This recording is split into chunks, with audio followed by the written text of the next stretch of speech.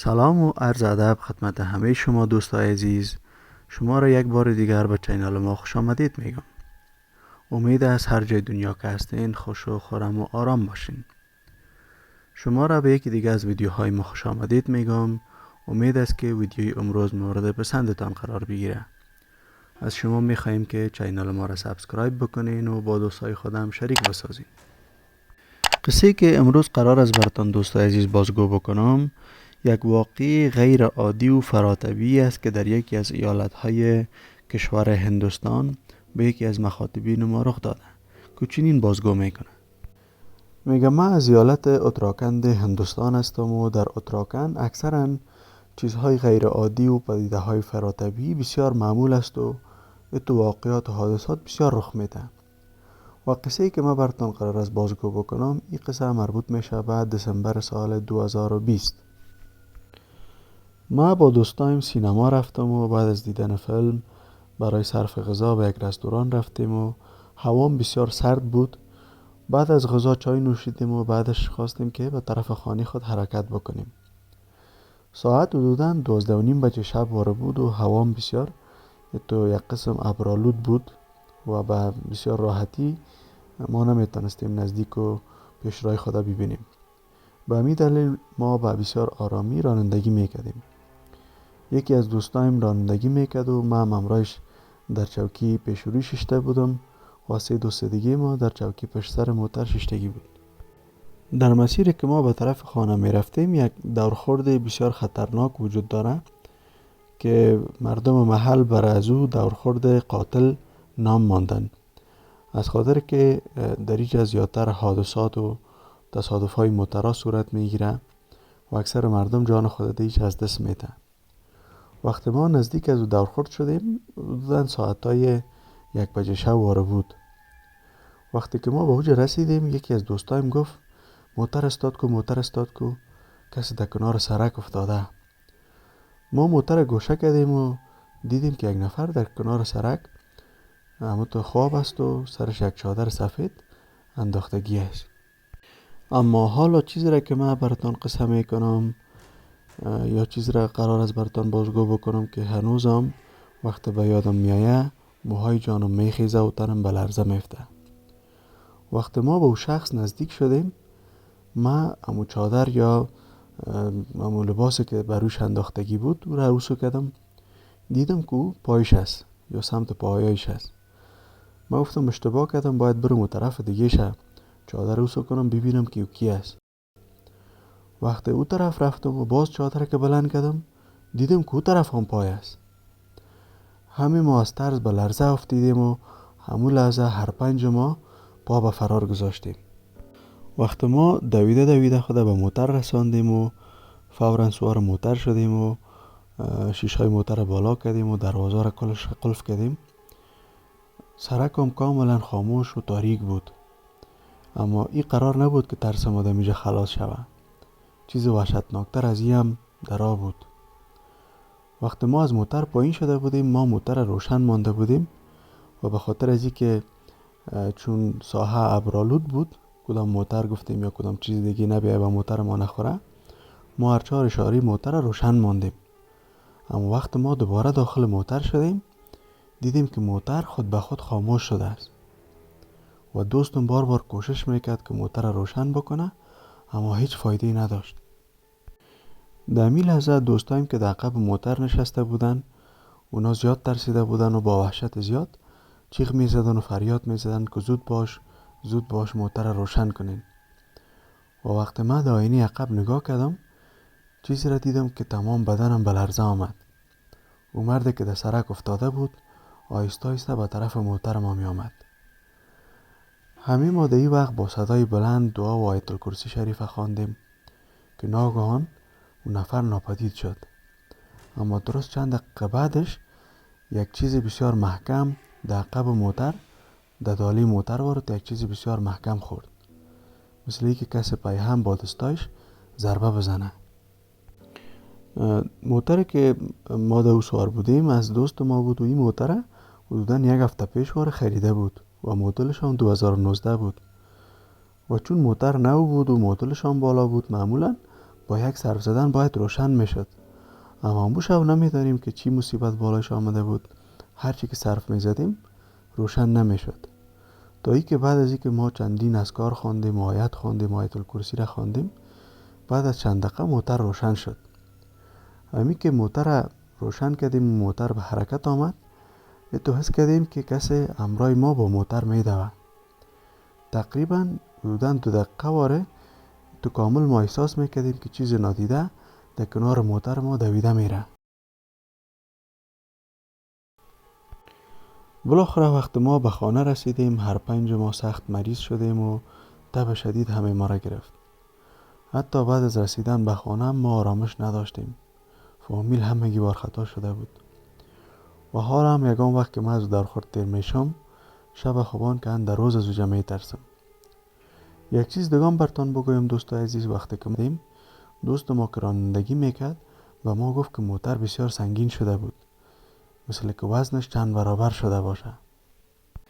و در لحظه که ما میخواستیم از اوجه خارج شویم و موتر ما روشن شد، صدای قدم های کسی را به وضوح ما میشنیدیم، مثل این که کسی در کنار موتر ما میدوه.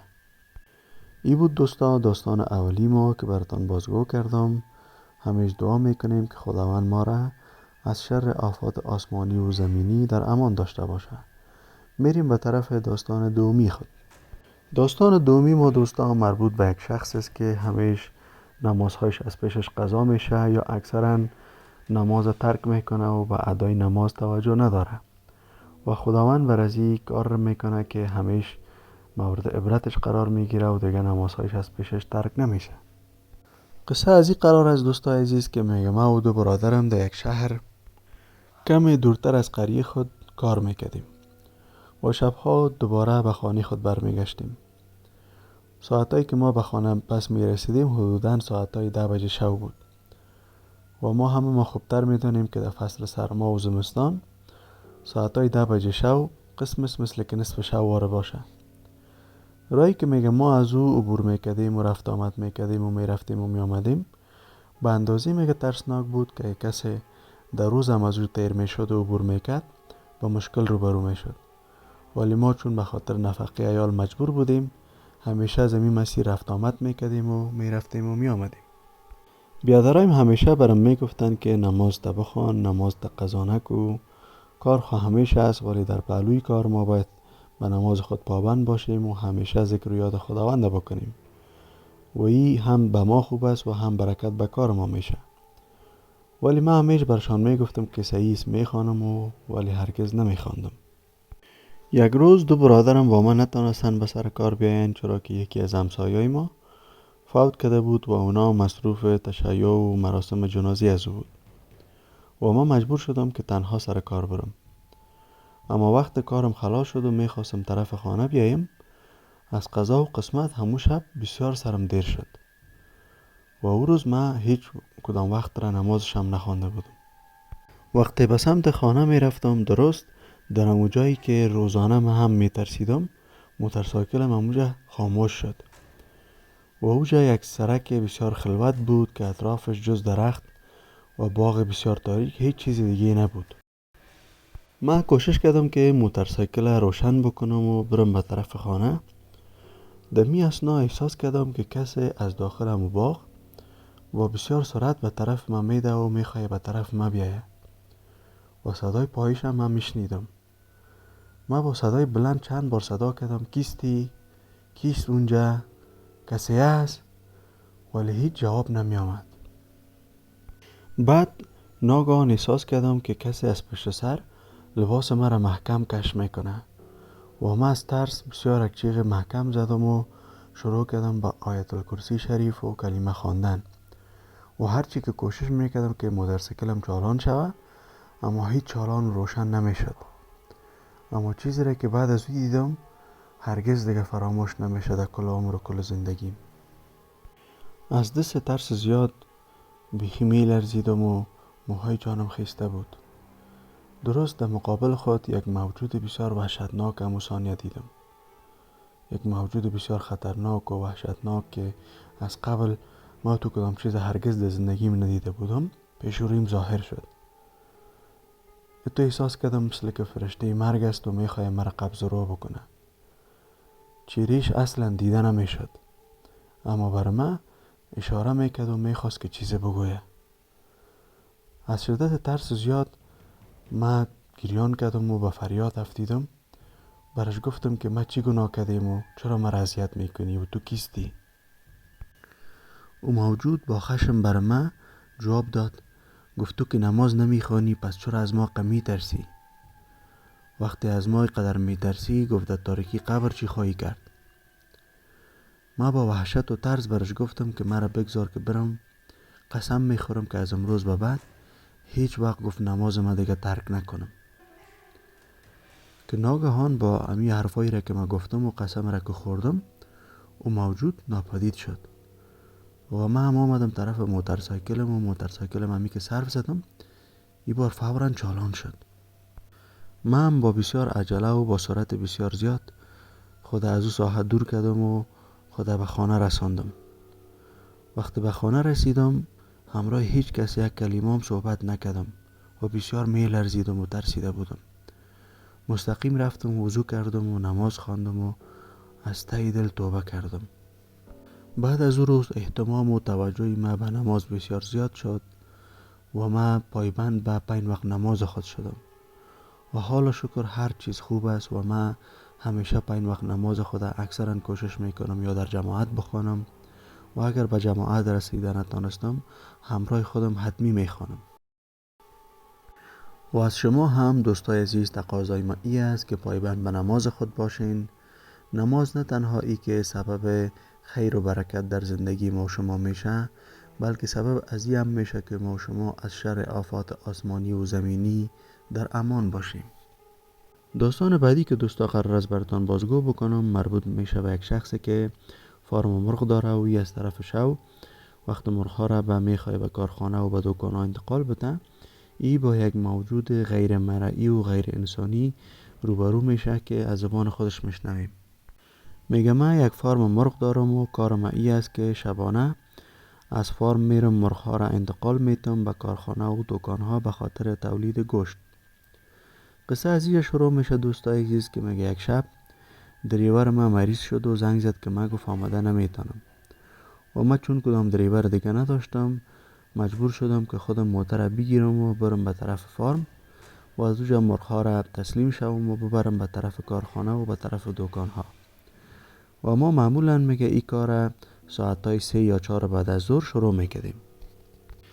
طبق معمول میگه من موتر چالان کردم و خودم در جلو بودم و من حرکت کردم میگه به طرف فارم مرغ.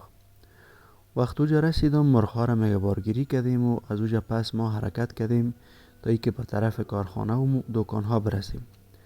در موتر همراه ما یک بچه دیگه بود میگه به نام علی که همشهری و از اقارب ما بود.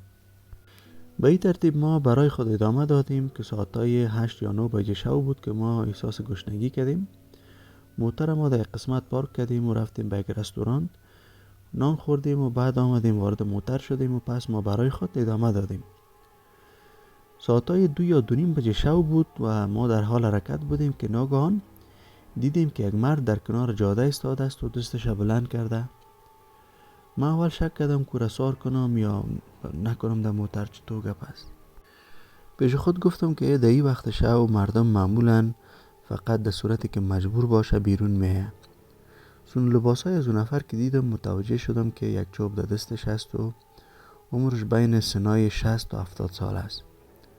او در کنار سرک استاده بود و از من خواست که او را در این مسیری که ما میرم تا یک جای برسانم. من فکر کردم که شاید کدام مشکل داشته باشه، پس قبول کردم که او را سوار موتر بکنم. اما می که او سوار شد حس کردم که موتر ناگهان سنگین تر شد. احساس کردم مثل که وزن موتر 2 برابر شده باشه. و به هر حال من رانندگی را ادامه دادم و بعد از 20 تا 25 دقیقه از او پرسان کردم که کاکا، گفتم کجا میری؟ او گفت که دخترم فوت کرده، میخوایم به اوجا برم. من به او اظهار همدردی کردم و برش تسلیت دادم و پرسیدم که دخترش در کجاست. او گفت که میگم، ولی موضوع را تغییر داد. سپس او مستقیم به من نگاه کرد و گفت که تو هم اوجا میری؟ درست و همو آدرس دکان مرا ذکر کرد، مثل که دقیقا میفهمید که من کجا میخوایم برم. یک چند دقیقه فکر کردم که شاید من خودم در لابلای گپا با او آدرس جایی که میخوایم برم یا کدام دکانی که میخواستم برم برش گفته باشم. اما وقت فکر کردم مطمئن شدم که چیزی ما به او نگفته بودم در این مورد. بعد از تقریبا نیم ساعت او از من پرسید که کدام تعویض پیشت است یا کدام تعویض داری. من گفتمش بله، این تعویض برام یک مولانا صاحب داده. او اصرار کرد که تعویض گفت چیز خوب نیست و باید او را ما دور بندازیم. این حرفش مرا به فکر فرو برد. گفتم شاید او به تعویض و چیزای روحانی اعتقاد نداشته باشه. به همین دلیل از من خواست که ما او تعویض دور بندازم. اما من حرفش گوش کردم ولی قبول نکردم. و همین لحظه من تعویض گفت از جیب خود کشیدم و روی دست خود گذاشتم. اما وقت من به چهره از او مرد نگاه کردم، باور کنین چهرهش به حد وحشتناک بود که اصلا قابل دیدن نبود. من همون لحظه موتر استارت کردم و توان حرکت نداشتم. حتی نمیتونستم تصمیم بگیرم که از موتر پایین شوم یا نه.